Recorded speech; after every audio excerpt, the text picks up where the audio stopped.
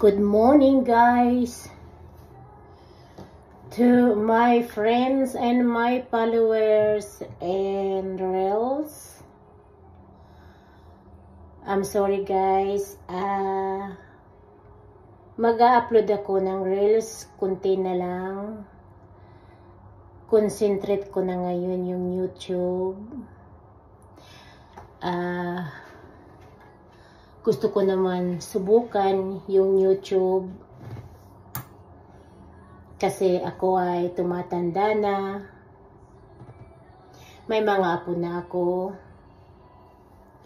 Gusto ko lang naman maranasan yung feeling artista. Diba? Joke. Sa totoo lang, guys, bago ako nag-reels, matagal ko nang pag-isipan yung pag-YouTube. Kaso lang naengganyo ako sa isang kaibigan ko na mag-reels. So, kaya ayun, pinasukan ko naman yung pag-reels. So, sa 2 years, I have 33,000 followers for 2 years. So, maraming salamat sa mga nag-follow sa akin sa Reels, sa mga kaibigan ko sa Reels. Maraming salamat. Susuportahan ko pa rin kayo sa Reels kasi nandyan lang naman yung Reels ko na yan. Hindi naman mawawala yan. Nandyan lang naman ang Facebook. Sana masuportahan din nyo ako doon sa pag-YouTube ko. Ito ay sa pag-YouTube ko, makikita ninyo na may mga drama doon na mangyayari tungkol sa buhay ko. Simula ng pagkabata hanggat sa ngayon ay nagkaapo na. So, iniimbitahan ko lahat na mga followers ko na masundan ninyo ako sa Reels. Ruthie Peters. Ganun pa rin. Ruthie Peters pa rin ako doon. Hindi nagbago. Kasi ganun talaga. Kapag nagkalat ba ang lipstick ko? Parang nagkalat ang lipstick ko. Naku, commercial muna. Yes, so sana masuportahan din niyo ako, mga kaibigan ko, my friends and Reels, and my family and my Oroganok followers ko. Sana masundan niyo ako sa bagong journey ko, sa YouTube channel ko, Ruthie Peters. At yung mga nagre-reels, ang promise ko sa inyo, susuportahan ko pa rin kayo. Kasi diyan ko naranasan ang feeling artista. Naku, feeling artista talaga. Sana artista na lang ako. Alam mo, nung bata pa ako, gusto ko iba't ibang mga damit ko, sapatos. Kasi nakikita ko noon sila Sharon, si Sharon talagang iyang ang inidulo ko talaga yan sila noon. Iba't ibang mga damit nila, yung ganyan niya.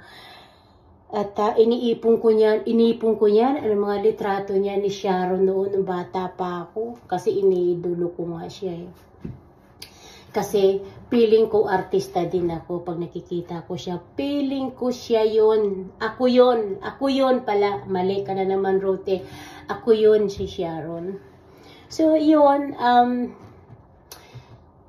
Hindi ko pala alam. Na-realize ko na panaginip lang pala yun.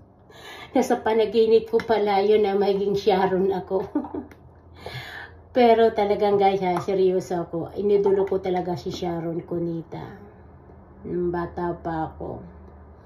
Kaya ngayon na medyo nagkaedad na ako, nagkaroon ako ng lakas na pumasok sa Reels kasi feeling artista ko nga yung ganun. Tapos kapag kayong may nagko-comment ng video ko, pag nagko-comment kayo ng mga videos ko, naglala kayo ng mga videos ko, ng mga contents ko, ay feeling na rin akong artista. Feeling lang I feel like only. So, Ah, ngayon ay para bang nag-level up na ako, guys. Nag-level up na ako. Nag-YouTube na naman ako. So, subukan ko naman yung YouTube. Kasi, bago lang naman ako ay, kasabihan nga natin ay, hindi naman tayo forever dito sa mundo at may pupuntahan din tayo. Bago lang naman mangyari yun, ay napil ko na nakita ako ng mga tao sa iba't ibang mga mundo. Iba't ibang mundo nakita ako.